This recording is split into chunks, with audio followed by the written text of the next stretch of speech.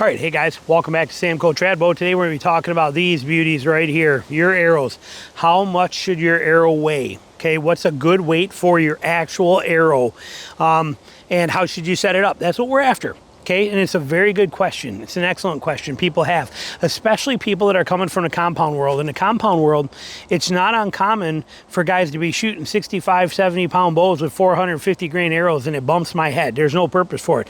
And if you watch the outdoor channels and the things like that, and you see these guys with these compounds that are shooting 70 pound bows, 60 pound bows, even 50 pound compounds, and these arrows are going and hitting deer and they're only going in this far into them, and that's it. I don't care if it's a mechanical head or what. That blows my mind, and I do believe it is because of the light arrows they shoot.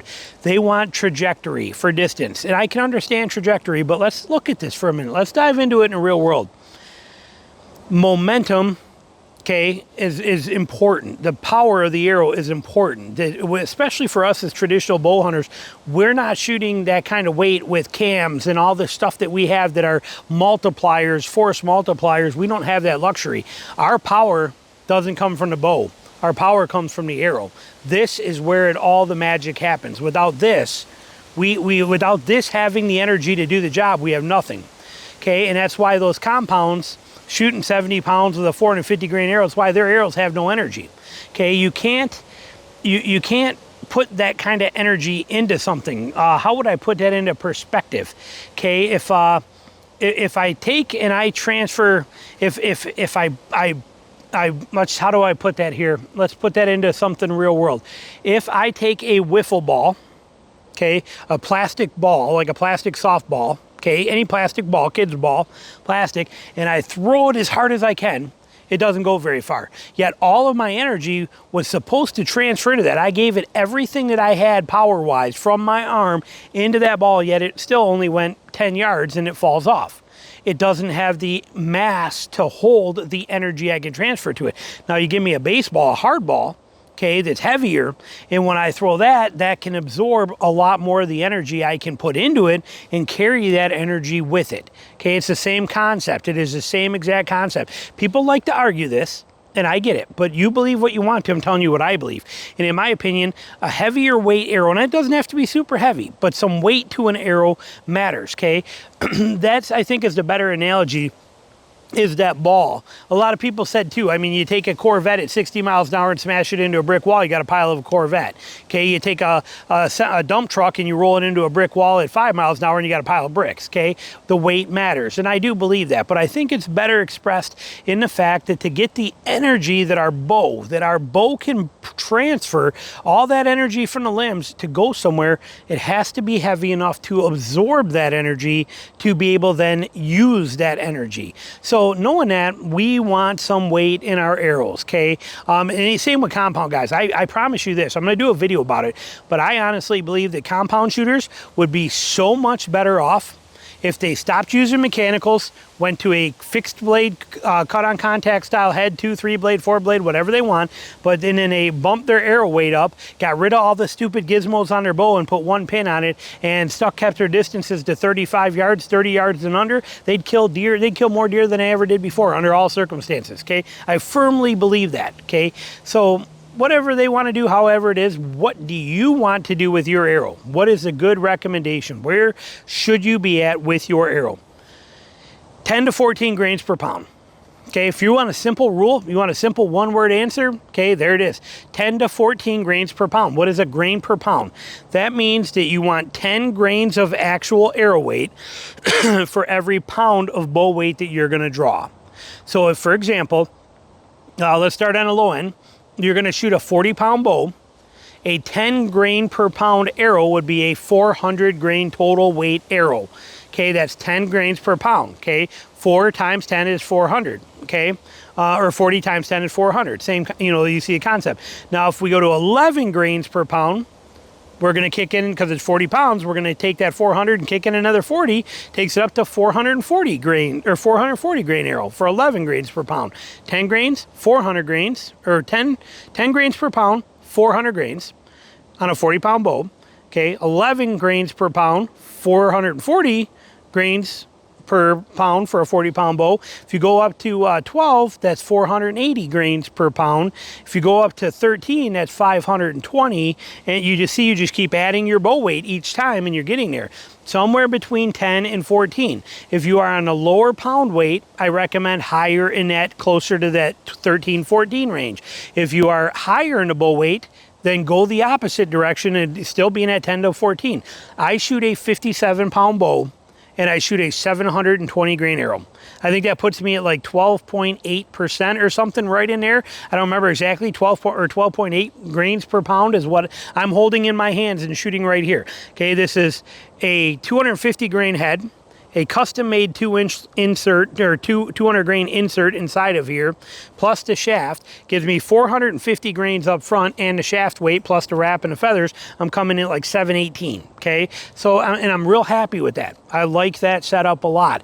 What would a 50-pound bow be? Okay, 10 grains per pound, 50-pound bow, okay, multiply your 50 pounds times 10 at 500 grain arrow, okay? If you want 11, it's 550. You want a 12 grain per pound, it's going to be 600. You want a 13 grains per pound, 650. 14 grains per pound, 700 on a 50-pound bow. You can see how it kind of, the math jives on this.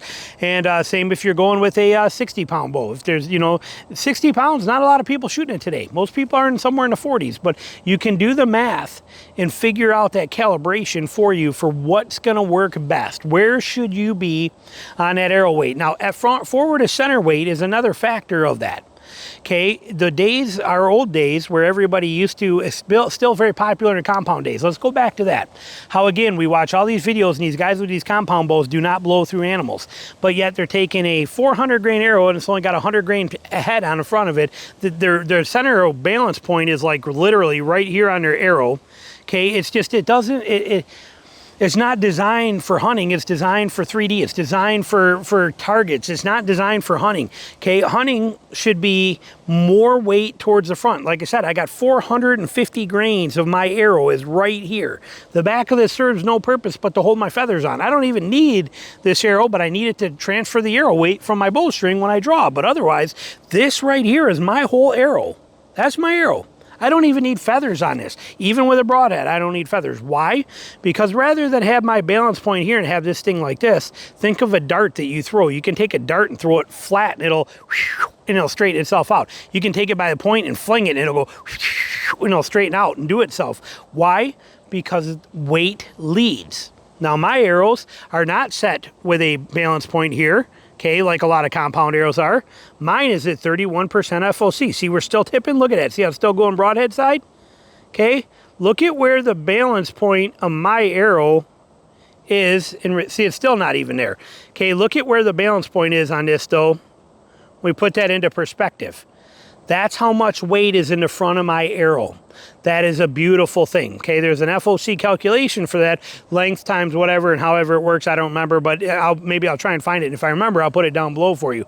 But that forward of center weight does a lot of great things for you. We're going to put that in another video, but it's important for you to understand, you can shoot any weight arrow you want, but the heavier arrow you shoot is going to absorb more of the energy from your bow and transfer it downrange to the target. There's no denying that. It just is what it is. And as simple as that can be. Sorry, I'm getting some sun there. There we go. But it is as simple as that. The heavier the arrow, the more energy the arrow can actually absorb.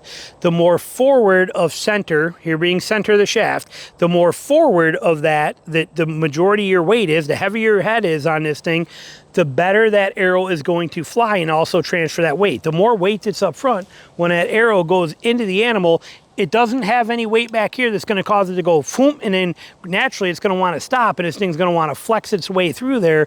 The more weight up front, it just pulls and pulls and pulls. It's not being pushed. Kind of like when you step on the brakes when you're driving with a trailer and your truck is heavier than a trailer. You got a little bitty boat on the back or a jet ski, and you hit the brakes. You don't need that thing back there, doesn't do anything or influence you.